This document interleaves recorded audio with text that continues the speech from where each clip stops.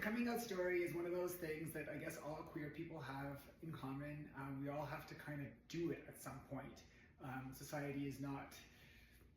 Society assumes that you're cis and hetero, and sometimes you're not. So my coming out story is probably pretty similar to a lot of trans people's, and yours is probably similar to at least some lesbian people's. Probably a little bit less turmoil than many, but that's awesome. Yeah. Good news stories, right? Yeah. So I knew I was different from when I was probably about 8 years old. Pre-puberty, I had this fascination with clothes and my mom and my grandmother and women, my sister and women in general. I always revered them. And I grew up in a very Eastern European, male-dominated household. My dad was sexist, racist, homophobic, you name it. But it was something that I just thought was normal, I guess. Not that I had those ideas, but I also knew I was different. So I also knew to hide that from family. Very quickly I realized that although I was different, that was not going to be acceptable in my life at least at that moment in time. So from 8 onwards, I knew I was different, but I didn't know what that actually meant. As I got older,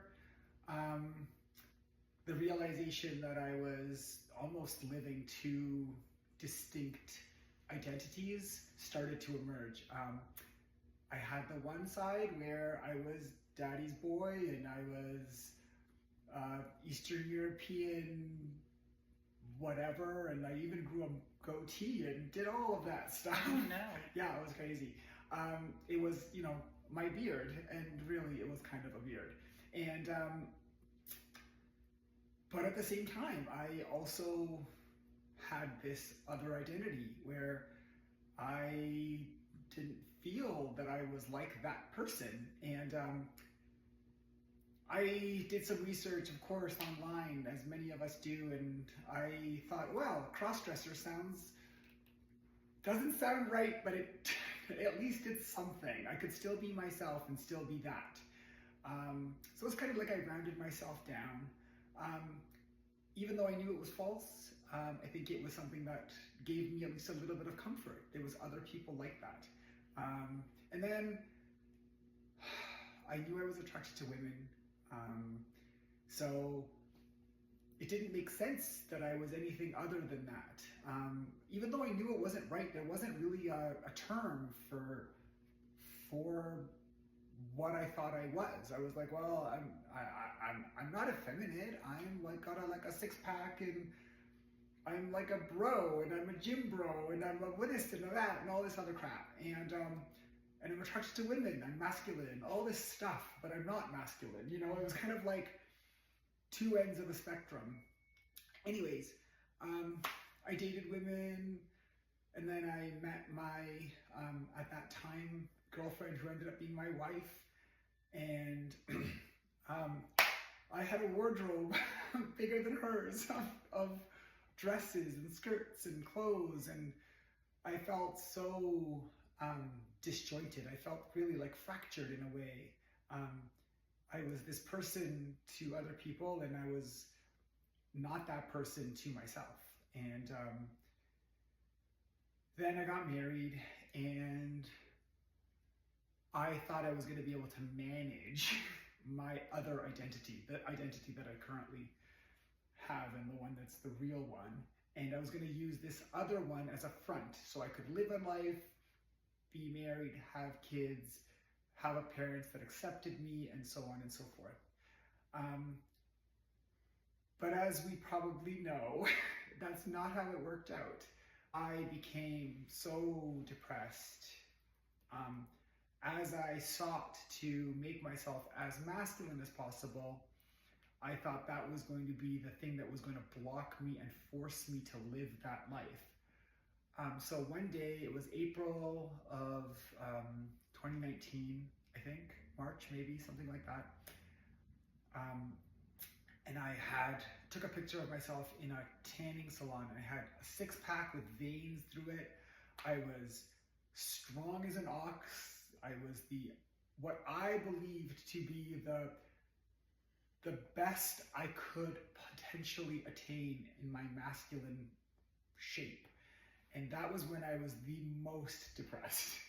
And I was like, well, I'm either gonna kill myself or something is gonna happen.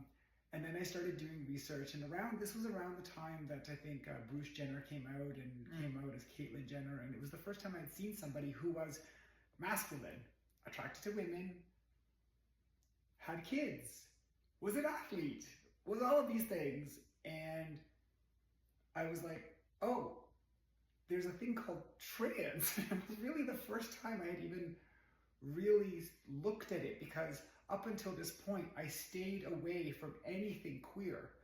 I wouldn't even work my butt in the gym. I wouldn't even drive through the gay village, because I thought people would be able to see through the car, the tinted windows, and see, oh no, there's one of us.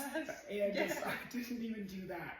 And I guess I got to the breaking point of I'm at my rock bottom. I'm either going to kill myself, because this life that I have created is not only false, but it is making me depressed, and I can't live this lie anymore. I have to do something. So I was driving down the 404, which is a highway in Toronto. It's pretty windy, it goes downtown. And I had this thought in my head. I was actually wearing all women's clothes at the time. I was on my way to an appraisal, and even ballet flats and pantyhose and women's slacks and a blouse. And I was driving down the highway, and I was like, you know what would be really easy for me to do is all I have to do is turn the steering wheel really sharply, and I'll go right over the ramp, and I'll go right into the gorge, and I will die, and that will be it. And it was only maybe a second, but it was a real feeling, a real feeling. And I was like, no. And I had already done the research, and instead of driving to my appraisal, I drove straight to a walk-in clinic that had trans patients. I had already done all the research. I knew all about it. And I walked in, and I walked up to the lady at the front, and I was like, I need hormones. And she laughed, and she said, well, that's not how it works. And then she told me what I needed to do, the steps to take to start my journey. A couple of weeks later, I had booked an appointment with a doctor who dealt with AIDS patients and trans people. He was just a family doctor, but he had an interest. I walked into the doctor's office, 6'2" guy with six-pack, and I said, for the very first time in my entire life, I said, I'm trans. And I'm getting super emotional, but it was the most liberating moment of my life. And that's that. And the rest, as they say, is history. I almost got it. So that moment was the beginning of not a realization, but a beginning of a journey, one of authenticity. And I think what it forced me to do, it made me realize that living an authentic life is more important than anything else. I would rather die and live a horrible life as myself than live a super successful life as somebody else. There is nothing more valuable than living your own truth. That's it. That was good.